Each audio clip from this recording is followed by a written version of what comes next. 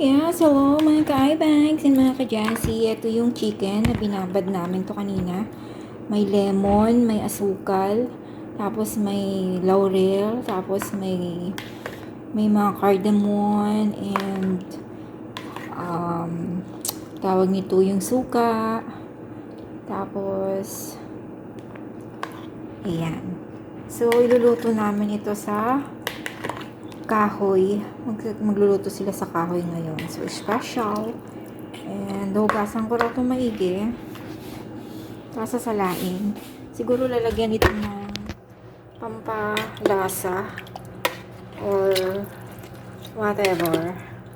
So, hugasan ko lang ngayon. Then, lalagay ko sa strainer. Then, mamaya tatawagin ko si madam at aayusin niya na. So, thank you for watching, guys. I love you. Bye!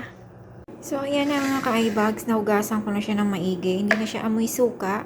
Then, wait na natin si madam para lagyan ng kung ano-anong mga ingredients dito. So, taran! Mamaya na lang ulit.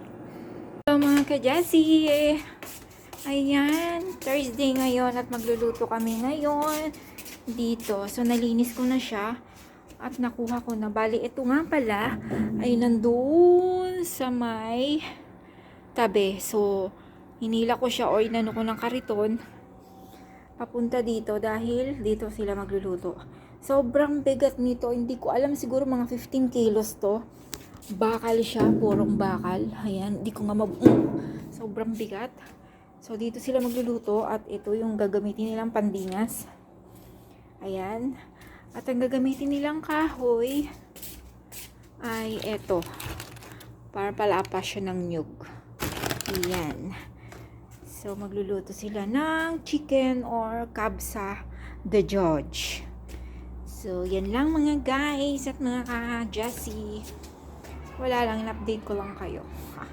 Kasi dito sila nagluto ng isang beses, oh. Ayan, dyan. So, pinasok nila yung chicken dito sa loob at saka yung ang tawag nito, yung rice.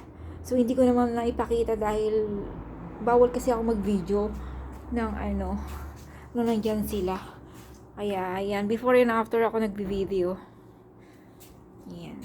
So, thank you for watching, guys. Bye! منين جلال شو طلعوا؟ القصرية جميل والله. حبيبي انت اللي قالت لي ولد ليله بس. انا كنت امي انا الصباح ذكرنا في واحدة قالت لي فكرت السويرة. كم شوف عن تقول لك وقلت لا انا قال بروح اشتري رجال قالت لي بس الحين جيبي لي رجال كبير نفسه. Tcharan! So, ayan na yung niluto namin, guys. Ayan na. Ang kabsarijes. Ayan. So, let's eat, guys!